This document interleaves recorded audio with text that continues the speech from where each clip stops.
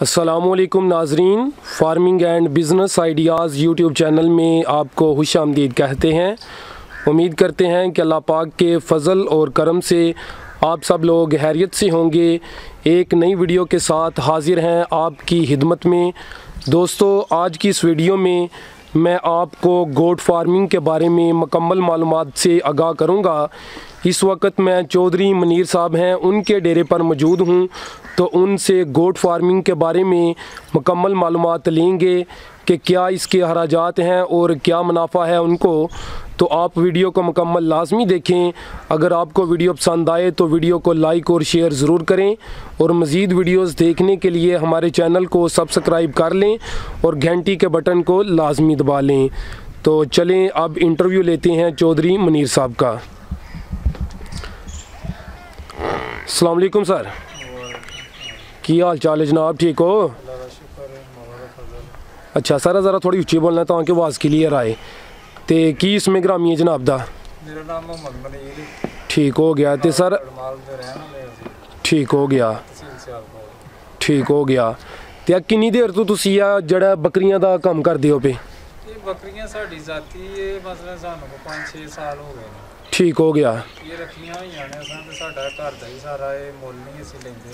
ठीक है, घर दी पैदावार ही है ते वो ही असीं इस्तेमाल करने, मतलब न्याज दे लई, ठीक हो गया, पानी दे लई, ठीक हो गया, यार सज्जन आ गया ਉਹਨੂੰ गिफ्ट कर छड़िया ਜਾਂ बेच भी ਲੈਨੇ ਅਸੀਂ। ठीक हो गया। ਤੇ ਉਹਦੇ ਸਾਰੇ ਮੁਬਾਦਲਾ ਅਸੀਂ ਹੋਰ ਚੀਜ਼ਾਂ ਵੀ ਤੇ ਖਰੀਦਨੇ ਆ, ਪਰ ਇਹ ਤੇ ਮੁਹੱਤ ਦੇ ਵਿੱਚ ਸਾਡੇ ਜਾਨਵਰ ਪੇ ਪਾਲਦੇ ਨੇ। ज़बरदस्त हो गया। ਬਾਹਰ ਚਰਦੇ ਨੇ। ठीक है, ਚਰਨ ਤੇ ਨਾ ਰਹਿਣਾ ਵਾ ਤੇ ਜੇ ਜ਼ਰੂਰਤ ਪਵੇ ਤੇ ਕੋਈ ਇਹਨਾਂ ਨੂੰ ਆਪਣਾ ਜਿਹੜਾ ਵੇ ਚਾਰਾ ਸ਼ਾਰਾ ਬੰਨ ਕੇ ਵੀ ਪਾ ਲਈਦਾ ਜਦੋਂ ਬਾਰਿਸ਼ਾਂ ਦੀ ਸ਼ਾਮ ਹੋਣ। जी जी, ज़बरदस्त हो गया। ਥੋੜਾ ਟਾਈਮ ਇਹਨਾਂ ਨੂੰ ਦੇਣਾ ਪੈਂਦਾ, ਕੋਈ 1-2 ਮਹੀਨਾ ਬੰਨ ਕੇ ਪੱਠੇ ਪੈਂਦੇ, ਬਾਕੀ ਇਹਨਾਂ ਹੁਣ 3-4 ਮਹੀਨੇ ਜਿਹੜਾ ਖੁੱਲੇ ਹੀ ਰਹਿਣਾ ਬਸ। ठीक हो गया, ਚਰ ਕੇ ਆ ਜਾਣਾ ਤੇ ਹਾਂ ਇਹਨਾਂ ਨੂੰ ਡੱਕ ਛੱਡਣਾ, ठीक हो गया। ਫਾਇਦਾ ਹੀ ਫਾਇਦਾ। चलो जी। तो अच्छा सर, किन्नियां बकरियां ने तुहाडे कोल? बकरियां ते बकरे इकट्ठे ही ने ना?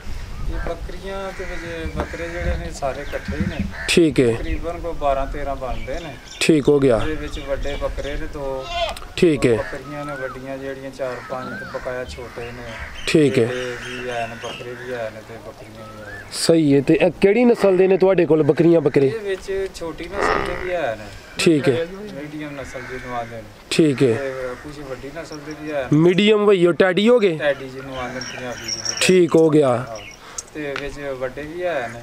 वड्डे किहड़े ने? देसी? ਚਲੋ ਜਿਹਨੂੰ ਦੇਸੀ ਆਂਦੇ ਨੇ। सही है, ਉਹਦੇ ਵਿੱਚ ਦੋਗਲੇ ਹੀ ਨੇ ਮਸਲਨ।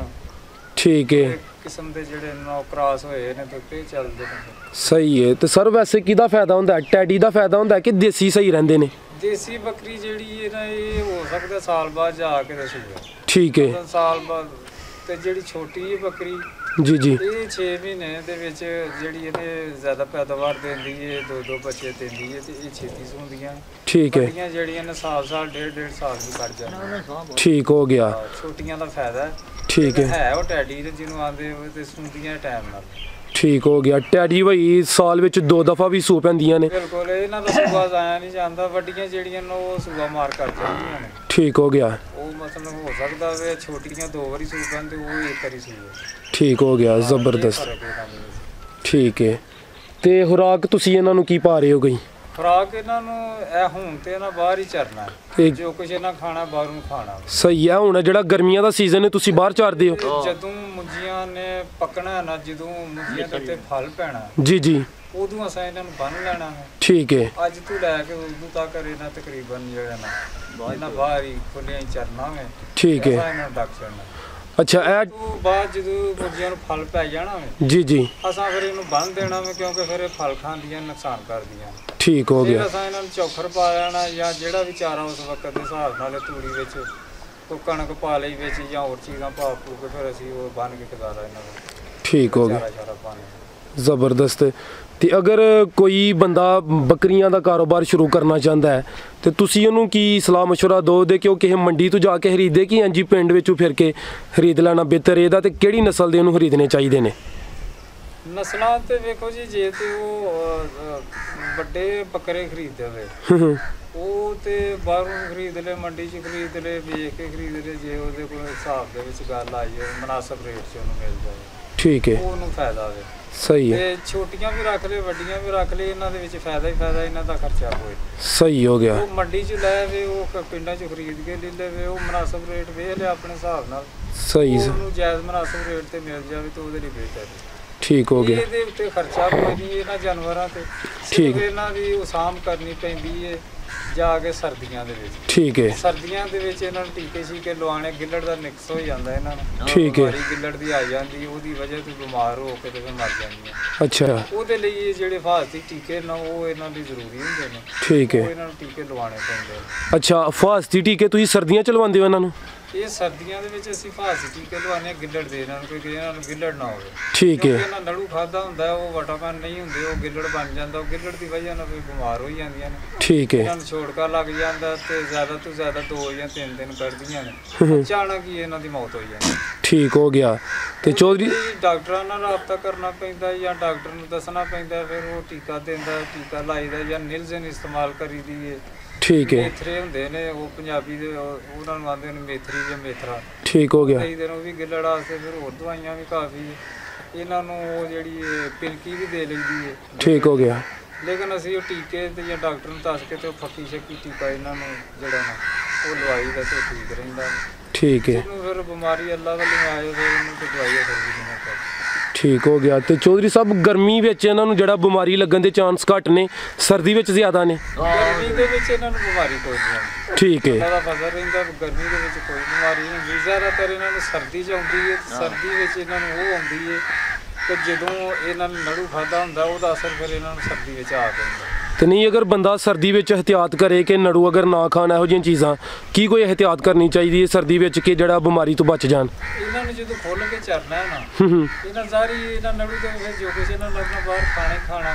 ਠੀਕ ਹੋ। ਫਿਰ ਇਹਨਾਂ ਨੂੰ ਬੰਨ ਕੇ ਚਾਰਾ ਪਾ ਲਓ, ਜੋ ਕੋਈ ਵੀ ਤੂੜੀ ਪਾਣੀ, ਵੰਡਾ ਪਾਣਾ, ਜੋ ਵੀ ਪਾਣਾ। ਸਹੀ ਹੈ। ਲੇਕਿਨ ਉਹਦੇ ਵਿੱਚ ਫਾਇਦਾ ਕੋਈ ਨਹੀਂ, ਉਹਦੇ ਤੇ ਖਰਚਾ ਬਹੁਤ ਜ਼ਿਆਦਾ ਹੁੰਦਾ। ਠੀਕ ਹੈ। ਇਹ ਰੂਟੀਨ ਦੇ ਵਿੱਚ ਮੱਝਾਂ ਨਾਲੋਂ ਜਾਂ ਗਾਈਆਂ ਨਾਲੋਂ ਇਕੱਠੇ ਜ਼ਿਆਦਾ ਖਾ ਜਾਂਦੀਆਂ, ਸਹੀ ਹੋ ਗਿਆ। ਕਿਉਂਕਿ ਖਾਣੀਆਂ ਜਾਂਦੀਆਂ, ਮੇਂਗਣਾ ਕਰਦੀਆਂ ਜਾਂਦੀਆਂ। ਠੀਕ ਹੋ ਗਿਆ। ਖੋਲਣ ਦੇ ਵਿੱਚ ਇਹਨਾਂ ਦਾ ਫਰਕ ਵੀ, ਇਹਨਾਂ ਦੀ ਦਵਾਈ ਤੇ ਏਡੀ ਮਹਿੰਗੀ ਨਹੀਂ। ਠੀਕ ਹੈ। ਸਸਤੀ ਦੀ ਦਵਾਈ ਡਾਕਟਰ ਨੂੰ ਰਾਬਤਾ ਕੀਤਾ ਜਾਏ ਤੇ ਟੀਕੇ ਲਾ ਜਾਣ ਤੇ ਇਨਸ਼ਾਅੱਲਾ ਸਰਦੀਆਂ ਵੀ ਠੀਕ ਰਹਿੰਦੀਆਂ। ਠੀਕ ਹੋ। ਸਰਦੀਆਂ ਵਿੱਚ ਇਹਨਾਂ ਦੀ ਖੁਰਾਕ ਦਾ ਥੋੜਾ ਧਿਆਨ ਰੱਖਣਾ ਪੈਂਦਾ। ਠੀਕ ਹੋ ਗਿਆ। ਇਹਨਾਂ ਨੂੰ ਚਾਰਾ ਜਿਹੜਾ ਖੁਸ਼ਕ ਦਿੱਤਾ ਜਾਏ, ਠੀਕ ਹੈ। ਚੌਫਰ ਦਿੱਤਾ ਜਾਏ, ਤੂੜੀ ਵਿੱਚ ਪਾ ਲਓ, ਕਣਕ ਦਾ ਇਹਨਾਂ ਨੂੰ ਇਸਤੇਮਾਲ ਕਰਾਓ। ਠੀਕ ਹੈ। ਮੇਥਰੀ ਥੋੜੀ ਬਹੁਤੀ ਜਿਹੜੀ ਉਹ ਦਾਣੇ ਹੁੰਦੇ ਨੇ, ਉਹ ਇਹਨਾਂ ਨੂੰ ਚਾਰੋ, ਉਹ ਗਿੱਲੜ ਤੇ ਜਿਹੜਾ ਨਾ ਅਸਰ ਕਰਦੀ ਹੈ, ਗਿੱਲੜ ਨੂੰ ਵਧਣ ਨਹੀਂ ਦਿੰਦੀ, ਬਿਮਾਰੀ ਨੂੰ ਪਾਕ ਰੱਖਦੀ ਹੈ। ਠੀਕ ਹੋ ਗਿਆ। ਤੇ ਆ ਜਿਹੜੇ ਤੁਸੀਂ ਦੱਸਿਆ ਕਿ 10-12 ਤੁਹਾਡੇ ਕੋਲ ਬੱਕਰੀਆਂ ਬੱਕਰੇ ਨੇ, ਇਹਨਾਂ ਵਾਸਤੇ ਕਿੰਨੀ ਕੁ ਜਗ੍ਹਾ ਜਿਹੜੀ ਤੁਸੀਂ ਬਣਾਈ ਹੈ? ਇਹਦੇ ਲਈ ਜਗ੍ਹਾ ਵੇਖੋ, ਇਹ ਮੇਰਾ ਹਾਲ ਬੜੀ ਵੀ ਹੋਈ ਤੇ 10 ਬਾਈ 20 ਦੀ ਹੋਣੀ ਹੈ। ਠੀਕ ਹੈ। 10 ਬਾਈ 20 ਦਾ ਇੱਕ ਵਾੜਾ ਜਿਹਾ ਬਣਾਇਆ ਆਰਜੀ ਜਿਹਾ। ਠੀਕ ਹੈ। ਲੇਕਿਨ ਇਹਨਾਂ ਦੀ ਸਫਾਈ ਅਸੀਂ ਬਹੁਤ ਜ਼ਿਆਦਾ ਰੱਖਦੇ ਹਾਂ। ਸਰਦੀਆਂ ਦੇ ਵਿੱਚ ਇਹਨਾਂ ਤੇ ਸਰਦੀਆਂ ਨੂੰ ਉੱਥੇ ਵੀ ਸਾਫ ਸੂਫ ਕਰਕੇ ਤੇ ਚੂਨਾ ਪਾਈ ਦਾ, ਸਪਰੇਅ ਕਰੀ ਦੀ। ਠੀਕ ਹੋ ਗਿਆ। ਬਿਮਾਰੀ ਨਾ ਲੱਗੇ। ਸਹੀ ਹੋ ਗਿਆ। ਤੇ ਇਹਨਾਂ ਦੀ ਜਗ੍ਹਾ ਜਿਹੜੀ ਨਾ ਸਾਫ ਤੇ ਖੁਸ਼ਕ ਚਾਹੀਦੀ ਹੈ, ਤਾਂ ਇਹ ਬਿਮਾਰੀ ਤੋਂ ਉਹ ਵੀ ਬੜਾ ਇਹਨਾਂ ਤੇ ਅਸਰ ਹੁੰਦਾ। ਠੀਕ ਹੋ ਗਿਆ। ਤੇ ਇਹਨਾਂ ਦੀ ਸਰ ਤੁਹਾਨੂੰ ਕੀ ਕੋਈ ਬੱਚਤ ਵਗੈਰਾ ਹੈ, ਕੋਈ ਕੀ ਨਜ਼ਰ ਆ ਰਹੀ ਹੈ ਬੱਚਤ, ਕੀ ਕੋਈ ਪ੍ਰੋਫਿਟ ਇਹਦਾ? ਬੱਚਤ ਇਹਨਾਂ ਦੀ ਇਹ ਹੋਈ ਹੈ ਕਿ ਸਾਡੇ ਘਰ ਦੇ ਜਾਨਵਰ ਹੋ ਜਾਂਦੇ ਨੇ, ਅਸੀਂ ਮਸਲਨ ਕਿ ਉਹ ਕੁਰਬਾਨੀ ਵੀ ਅਸੀਂ ਘਰ ਦੀ ਦੇ ਲੈਂਦੇ ਹਾਂ, ਸਾਨੂੰ ਕਿਤੇ ਜਾਣ ਦੀ ਲੋੜ ਨਹੀਂ। ਠੀਕ ਹੈ। ਤੇ ਨਿਆਜ਼ ਦੇ ਵੀ ਅੱਲਾ ਦੀ ਰਾਹ ਦੇ ਵੀ ਦੇਈਦੇ ਨੇ, ਉਹ ਵੀ ਅਸੀਂ ਘਰ ਦਾ ਜਾਨਵਰ ਦੇਣੇ ਆ। ਠੀਕ ਹੋ ਗਿਆ। ਹੋਰ ਕੋਈ ਯਾਰ ਸੱਜਣ ਕੋਈ ਰਿਸ਼ਤੇਦਾਰ ਆਈਏ ਤੇ ਚਲੋ ਉਹ ਵੀ ਲੈ ਹੀ ਜਾਂਦਾ ਸਾਡੇ ਕੋਲ ਮੁਨਾਸਬ ਰੇਟ ਨਾਲ। ਠੀਕ ਹੈ। ਇਨਕਮ ਹੀ ਇਹਨਾਂ ਦੀ, ਇਹਨਾਂ ਤੇ ਏਡਾ ਕੋਈ ਮਾਰਜਨ ਖਰਚਾ ਨਹੀਂ ਸਾਡਾ ਕੋਈ। ਅੱਛਾ, ਅਗਰ ਕੋਈ ਬੰਦਾ ਕਾਰੋਬਾਰ ਕਰਦਾ ਹੈ, ਫਰਜ਼ ਕੀਤਾ ਕਿ ਉਹ ਜਿਹੜਾ ਬੱਕਰੇ ਮੁੱਲ ਖਰੀਦਦਾ, ਬਾਅਦ 'ਚ ਉਹਨਾਂ ਦੀ ਪਰਵਰਿਸ਼ ਕਰਕੇ ਸੇਲ ਕਰਦਾ ਹੈ, ਉਹਨੂੰ ਕੀ ਕੋਈ ਪ੍ਰੋਫਿਟ ਹੋਏਦਾ, ਕਿੰਨਾ ਕੁ ਕੋਈ ਉਹਨੂੰ ਬਚ ਜਾਏਦਾ? ਵੇਖੋ, ਜਿੰਨਾ ਕੁ ਬੱਕਰਾ ਛੋਟਾ ਲੈ ਲੇਦਾ, ਜਿੰਨਾ ਉਹਨੂੰ ਟਾਈਮ ਦੇਦਾ, ਜਿੰਨਾ ਅੱਛੀ ਤਰੀਕੇ ਨਾਲ ਰੱਖਦਾ, ਉਹਦੀ ਖੁਰਾਕ ਦਾ ਧਿਆਨ ਰੱਖਦਾ, ਵਜ਼ਨ ਚਾਹੀਦਾ।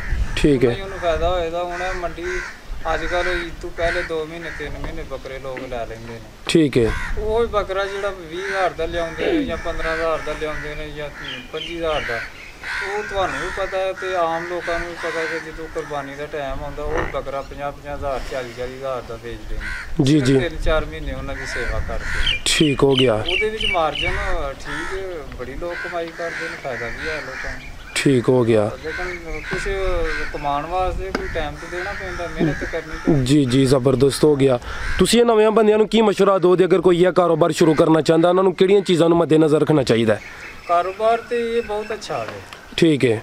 ਲੇਕਿਨ ਇਹਨਾਂ ਨੂੰ ਟਾਈਮ ਦੇਣਾ ਪੈਂਦਾ ਹੈ, ਇਹਨਾਂ ਵੱਲ ਧਿਆਨ ਰੱਖਣਾ ਪੈਂਦਾ ਹੈ ਤੇ ਜੇ ਉਹਨਾਂ ਕੋਲ ਜਗ੍ਹਾ ਹੋਏ ਨਾ ਵਾਫਰ ਮਸਲਨ ਕਿ ਕੋਈ ਵੇਲਾ ਛੇਲਾ ਹੋਏ ਜਾਂ ਕੋਈ ਜਗ੍ਹਾ ਕੋਈ ਪਈ ਹੋਏ 5-7-10 ਕਿੱਲੇ जी जी ਜਾਂ ਨਹਿਰ ਦਾ ਕੋਈ ਐਕ ਦਾ ਏਰੀਆ ਹੋਏ ठीक है ਇਹ ਚਰ ਚੁਰ ਲੈਂਦੇ ਨੇ ਤਾਂ ਆਪਣਾ ਗੁਜ਼ਾਰਾ ਕਰ ਲੈਂਦੇ ਨੇ ਉਹ ਤਾਂ ਬਿਲਕੁਲ ਹੀ ਮੁਫਤ ਇਹਨਾਂ ਦੇ ਪੇਟ ਪਾਲਦੇ ਨੇ ठीक हो गया जब ਫਾਇਦਾ ਹੀ ਫਾਇਦਾ ਵੀ ਉਹ ਕਰਨ ਇਹ ਕਾਰੋਬਾਰ ਤੇ ਇਹਦੇ ਵਿੱਚ ਇਹਨਾਂ ਨੂੰ ਫਾਇਦਾ ਬੜਾ ठीक हो गया। चौधरी साहब बड़ी मेहरबानी जनाब, आपने हमें अपना कीमती वक्त में से टाइम दिया।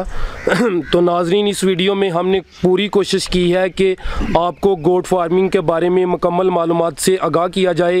अगर आप में से कोई दोस्त मज़ीद कोई बात पूछना चाहता है तो वो नीचे कमेंट बॉक्स में अपनी राय का इजहार ज़रूर करे। हम कोशिश करेंगे कि उनके सवालात के जवाबात उनको दिए जाएँ। तो वीडियो को लाइक और शेयर ज़रूर करें। शुक्रिया।